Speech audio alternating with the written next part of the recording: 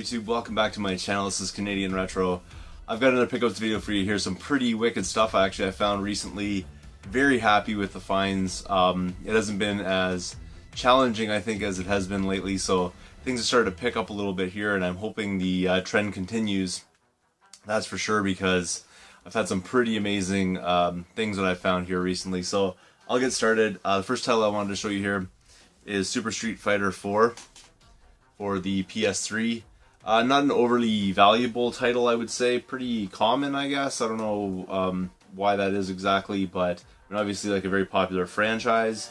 But got really great reviews and things like that, so wanted to pick up a copy of this because I do have Street Fighter 4 already, but I really wanted to get the super version of it, so really happy to find that in the thrift shop for $5. And it's totally complete, and I don't really need to check the Blu-ray disc because I know it's going to be in perfect shape. I learned that recently from a sort of negative comment that I got, that Blu-ray discs don't really get scratched unless you really mistreat them, so they should always be pretty mint from my understanding. Next thing I wanted to show you here is pretty interesting. I found this just the other day. It's not actually game related, but it's really cool. What it is a Jack Skellington. It's called Deluxe Jack Skellington with interchangeable heads. And this doll, or whatever you call it, figurine kind of thing, I think it's about 15 inches high.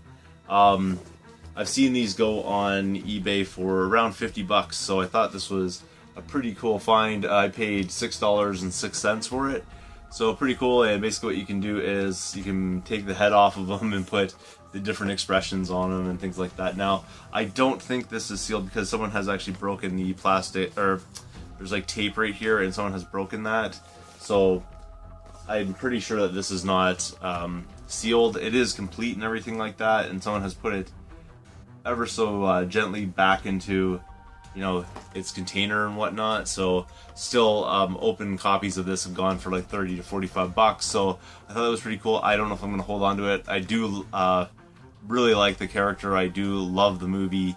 Really enjoy the video game as well, so I don't know if I'm gonna hold on to this or not. It's pretty cool though. It's in a little bit of rough shape, like there's a little bit of fraying and stuff around the edges, but no worse than the ones that I saw, you know, online. So pretty cool nonetheless, and something I really want to keep an eye on. I don't know if I'm gonna hold, like I said, hold on to it or what, but still cool.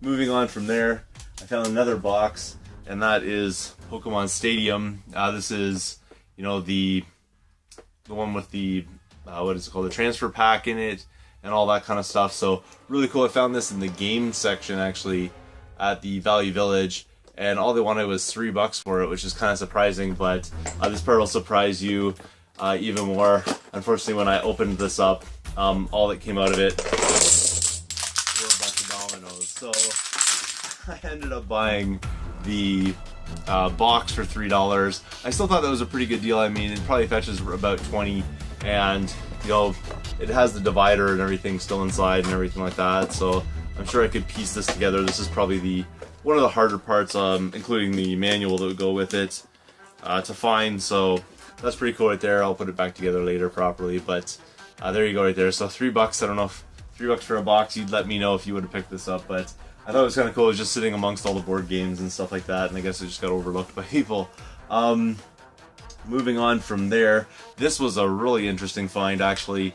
I went into a Value Village and I was sort of walking around, and this is totally off the cart kind of pickup. The guy was coming in with some electronics. This was sitting on the bottom rack of the shelf, or not the shelf, rather the cart, and I saw it sitting there and I picked it up, and it's Xbox 360, and it had a controller with it, which is kind of cool. But I saw it in just this AV cable, but I saw it, and the price they wanted on this was $34.99. And when I saw it there, I kind of said to the guy, like, I showed interest in it, and the guy's like, oh yeah, I know, it's kind of cool and everything. I said, yeah, there's no way to test it because there's no power supply with it, so I don't know why they're asking $35 for something I can't even test. And then he goes, yeah, and I kind of just ignored it at that fact. I just walked right by it. I was gonna buy it for $35, not knowing like if it's dead or something like that. So what I did, I just left it, started looking at all the electronics, looking for games and systems and whatnot, and the guy said, just a minute, and he went into the back and came out with a new sticker on it for $15. So I thought that was pretty cool. When I got home, I tested this out. Worked perfectly fine. Like I said, it has like the hard drive in it. Nobody's like tampered with it or anything like that. It still has somebody's account on it, which is kind of interesting, but totally works and everything like that. And then it also came with this controller, which is a little bit dusty and stuff. I have to clean that up. And it actually came with a rechargeable battery pack inside the controller, which is really cool. When I tried to test this out, it was actually dead. It does work because I tested it with other batteries, but the rechargeable battery pack was not really working. I was trying to charge it, it wouldn't charge at first, but there was a trick to that. If you do have a totally dead battery pack, don't chuck it out necessarily. What you can do is, if you have one of those charge plugs, I just basically had it plugged into a computer and I just plugged it in. It wouldn't start charging, so I unplug it, plug it back in, unplug it, plug it back in, plug it. Eventually it started to take a charge doing that method. So a completely dead battery, I brought it back to life, and now there you go. So it works like a champ. So I got that, and then it just continued to give here, which is really nice, like the working system for 15 bucks. But then inside the tray was actually the South Park Stick of Truth. So a loose copy of that, pretty cool. I didn't have it in my collection, something I wanted to get, but I haven't seen the price point that I want on this just yet. So I'll wait for a complete copy a little later on, but for now, I have this, so that's pretty cool right there. All that for 15 bucks, can't complain in the slightest. So really good find, but that one was right off the cart. Moving along here, actually had a decent score as well today from a Goodwill. Kind of funny, I ran to Marco and he caught me slipping on a game, but this is pretty cool right here, the stuff that I found anyways. The first one is Sledstorm, which I already have in my collection. The reason why I picked this up, though, it's not exactly a pricey game or anything like that, it's just, it's a black label version. I have the collector's edition of this, and you know, not having the box and the other editions of it, I really just wanted to get a black label copy of it, so now I have that. And this one here is like, it has fingerprints all over it, but it's absolutely mint. Otherwise, all that, you know, you can see on there is just fingerprints and everything. But otherwise, like, once I wipe that off, it's going to be a really nice copy of it, and the case is in great shape. So I figured I'd pick that up. They charged me $2 for it. Thought it was a pretty good deal.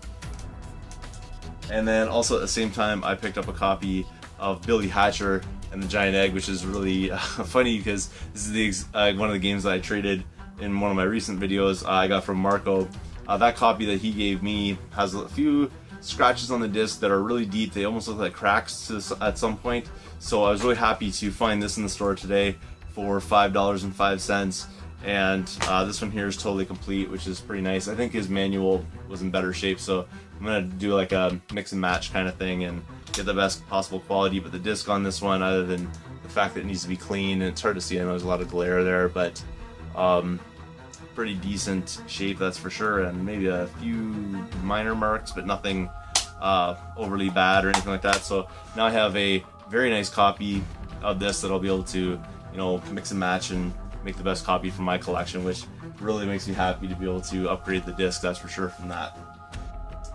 And then the last one, this is a pretty solid pickup too. Walked into a Value Village, and this helped me actually fill up my 30% off stamp card. Unfortunately, I couldn't use it at the time, but now, next time I go in there and I find a good haul, I'll be able to use that 30% off card. But the first title that I found here is Twisted Metal 4 for the PlayStation 1, which I didn't have in the collection, so pretty sweet right there. Totally complete. The disc on this one, not too bad at all, not the world's greatest shape, but it's mostly just fingerprints there, you can see. So nice solid find, I think, right there. Everything's in pretty good shape, and for that one there they wanted $3, so I thought that was a pretty solid deal. At the same time, this is when I walked in, and this is the first thing that I spotted when I walked in there. Looked like they had a few new games out, which really makes me happy to see, because it's mostly just lined up with the same old sports titles that have been sitting there for a very long time. Obviously people are picking up stuff at that location, so they're just leaving behind the same old thing over and over again, but some new stuff came out, and I just happened to be the guy that walked in at the right time. So the first one here is Simpsons Road Rage for the Gamecube. Pretty wicked find. I didn't have the Road Rage for my Gamecube collection, so pretty happy with that. Unfortunately missing the manual, but hopefully I can outsource that or something in the future. Disc on this one is pretty decent, it's not too bad. It looks probably pretty shiny there, and I know you're getting a lot of glare today, so kind of hard to show you that, but there's a few scuffs and things like that, but it'll definitely play. And pretty awesome right there. And for that one there, they wanted $5, but definitely worth $5, I would think. And then moving on, also found a copy of Harvest Moon: Another Wonderful Life. So pretty wicked right there. This one here, the manual is not in the world's greatest shape though. It looks like it has a little bit of water damage and wrinkling and stuff like that. And the disc definitely needs to be cleaned up. Probably the worst shape of all of them, but it's still not like too bad. I don't know if you can really see that. You probably can't. There's a few like small scuffs and things on it, but not too bad at all, and definitely for $5 worth the buy. I already have it in the collection, so I think this one here, and I'm trying to remember, I'm pretty sure this one here may be an upgrade for me as far as the label on it. I think mine might be a Greatest Hits edition. I'd have to check it out and everything, but still an awesome find there for $5. And then the next one here is Harvest Moon: Magical Melody. So that's pretty awesome right there. A couple Harvest Moon games. Again, $5 for this one. And this one here really makes me happy because it's fully complete. And this one here, I actually have a loose disc copy of this game. So really nice to be able to find this complete copy of it. And the disc on this one is like really nice shape. It has like a little bit of something on there, but I'll be able to clean that off and it'll be pretty much a mint disc, which, you know, really pleased because that one there, I definitely wanted to get a cased copy of it, and now I have one, so that's wicked. And then finally, the last pickup from that particular store is Pikmin, which is another upgrade for me because I have this already. The one that I have has a Greatest Hits label on it, so this one here, which is in really nice shape, which is so awesome, I'll be able to swap that out, and everything inside's like pretty good shape as well. So I'll have to check and see if my copy, if memory serves me, I think my copy may not have the manual, which again is another upgrade for me. And then the disc is in pretty decent shape. Again, it's a little dusty or something, so I'll have to clean that off, but pretty good nonetheless. I know it's hard to see with that glare there, but really wicked find right there. Obviously pretty desirable game, and you know, pretty good following for that. So really wicked find right there. Really happy, you know, with that particular lot, being able to find those pretty good quality GameCube games, you know, especially considering how dry it's been lately for me. So really happy to find those. That's everything I got to show you this time around. Thanks again for watching. If you haven't subscribed yet, please do. Feel free to thumbs up this video, comment down below, and I'll see you all later.